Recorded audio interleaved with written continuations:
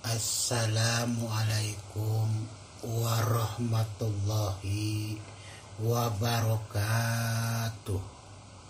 Sampurasun, salam sejahtera bagi seluruh rakyat Indonesia dimanapun berada.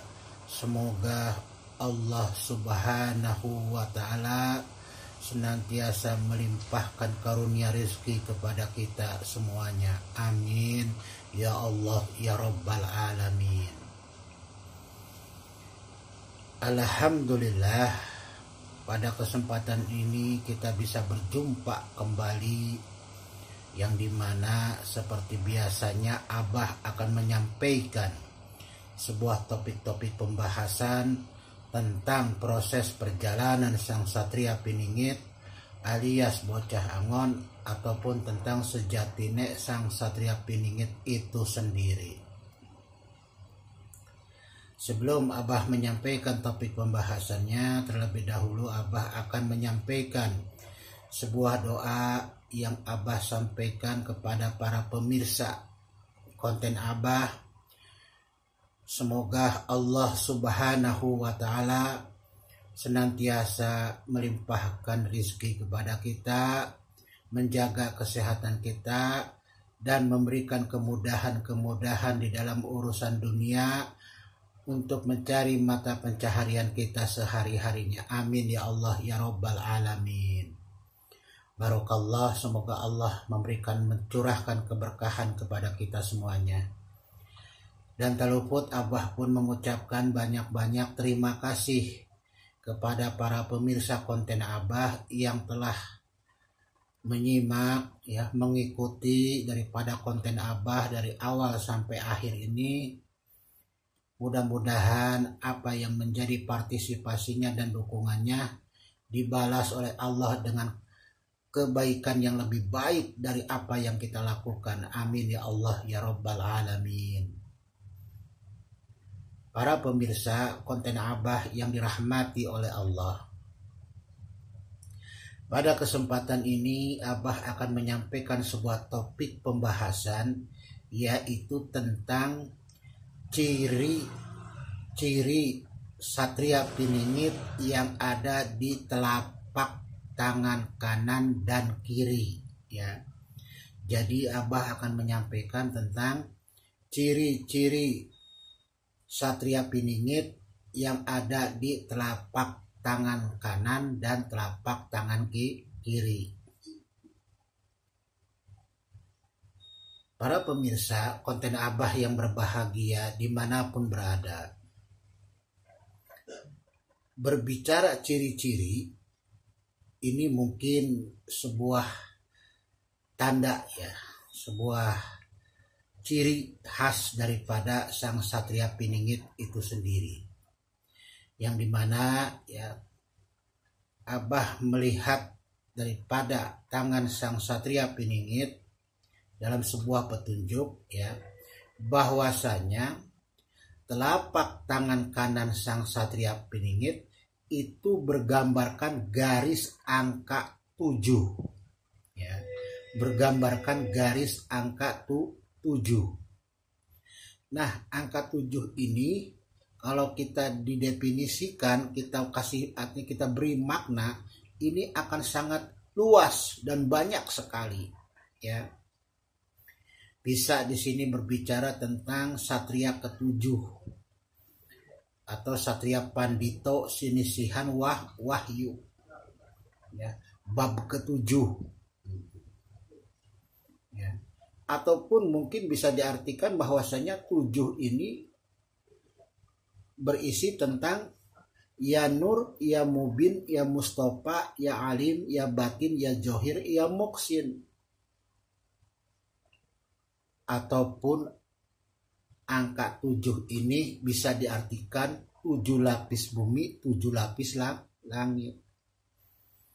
Dan juga bisa diartikan sebagai 7 ayat daripada suratul Fatihah. 7 ayat matsani, 7 ayat surah di surat Al-Fatihah. Dan sebagainya. Nah, inilah Ya, inilah yang tergambar, ya, bentuk garis yang ada pada telapak tangan kanan sang satria piningit, yaitu berupa gambar garis angka 7. Tuh, ya. Mungkin para pemirsa punya pandangan lain tentang angka 7 ini, monggo silahkan diartikan, dimaknai dengan makna yang berbeda atau lain, monggo silahkan. Ya, para pemirsa konten Abah dimanapun berada. Yang kedua adalah ciri telapak daripada tangan sang satria piningit sebelah kiri. Yang tadi sebelah kanan telapaknya, yang sekarang sebelah kiri.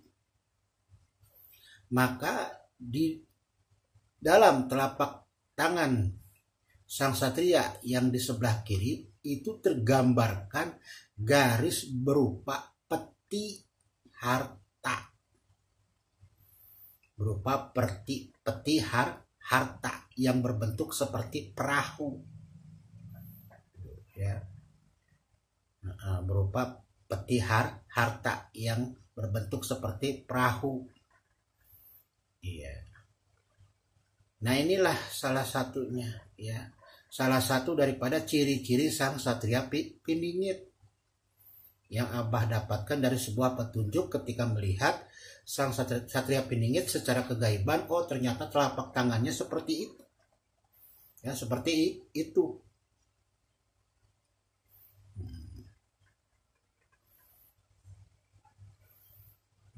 Ya, daripada tangan beliau. Ya.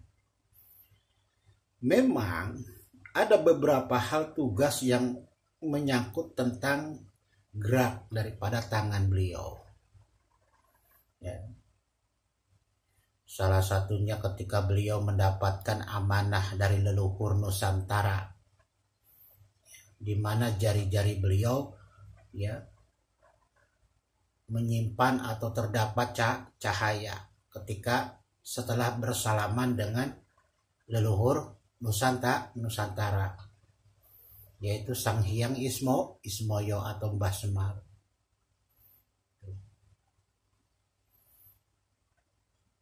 Yang dimana jari-jari beliau itu difungsikan untuk, yang tadinya yang ada cahayanya itu difungsikan untuk apa? Menarik dan memindahkan harta dari sebuah gunung ke tempat yang lain.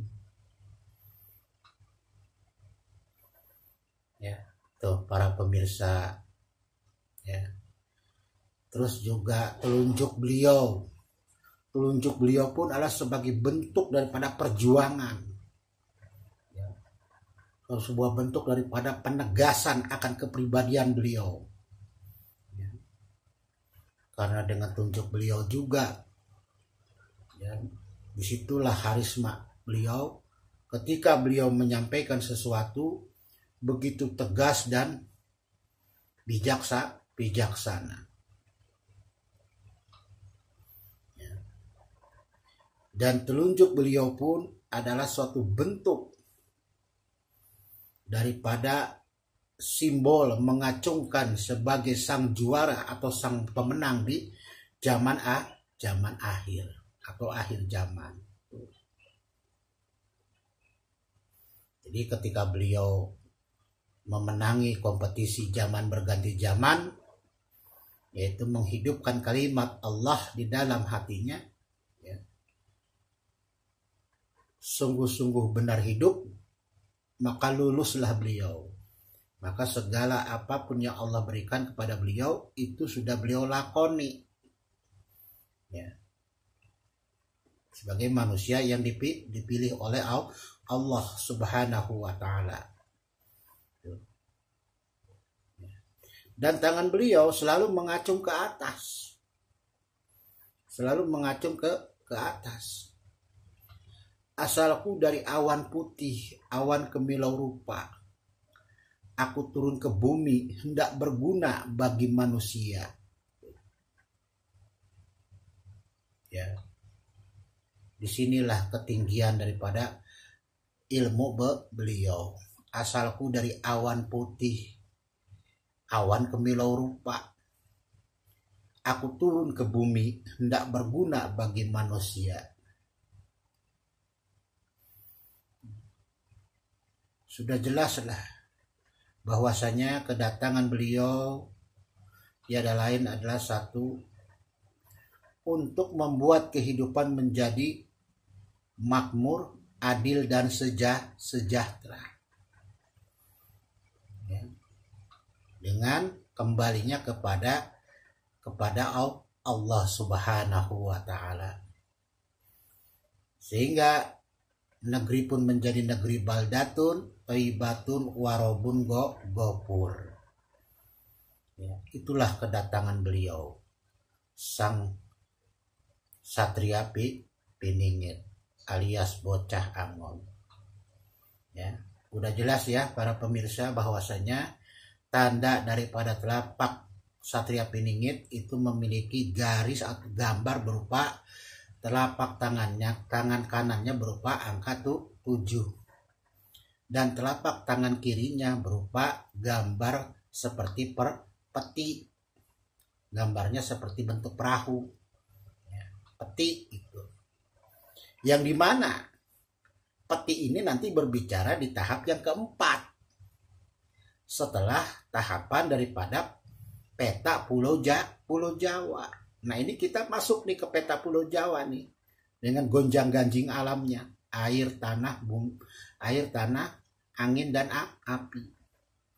Akan seperti apa? Nah setelah ini kita mengalami proses daripada tahap yang ketiga, barulah tahap yang keempat, yaitu apa? Yaitu peti harta sang Satria Piningit muncul ke permukaan air. Tuh, ya. Jangan disangka sang Satria Piningit tidak punya modal, punya.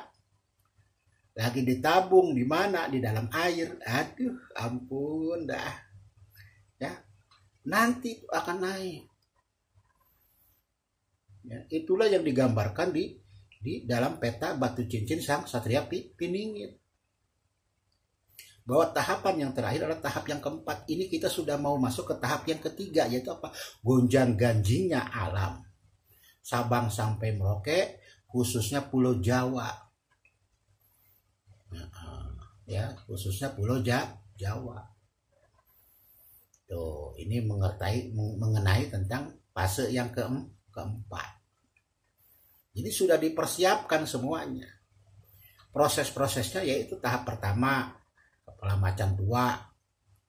Yang tuanya harus turun. Kalau belum turun, belum ada kegiatan untuk melaksanakan amanah.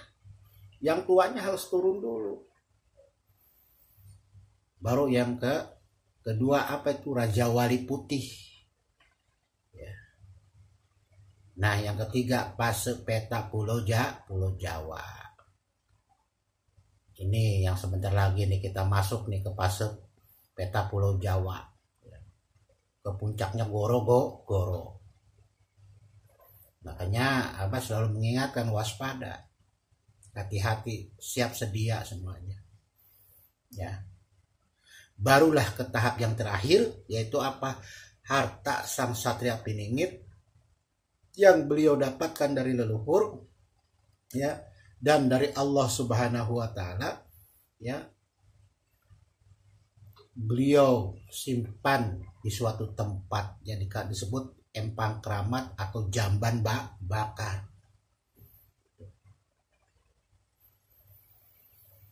Oke, para pemirsa konten Abah dimanapun berada, ya Abah cukupkan sampai di sini. Dan apabila ada pandangan, ya, ataupun opini-opini yang lain, monggo silahkan dituangkan di kolom komentar di bawah konten Abah, biar bisa kita baca bersama, ya. Sebagai apa? Sebagai bentuk daripada diskusi dan bertukar pikiran. Mudah-mudahan semuanya pasti akan bermanfaat kalau kita mau legowo, ya, legowo apa yang kita punya pandangan, ya. Oke, para pemirsa, Abah cukupkan sampai di sini, ya. Apabila ada kata-kata yang salah, yang kurang berkenan di dalam penyampaian konten Abah ini, Abah mohon dibukakan pintu maaf yang seluas-luasnya.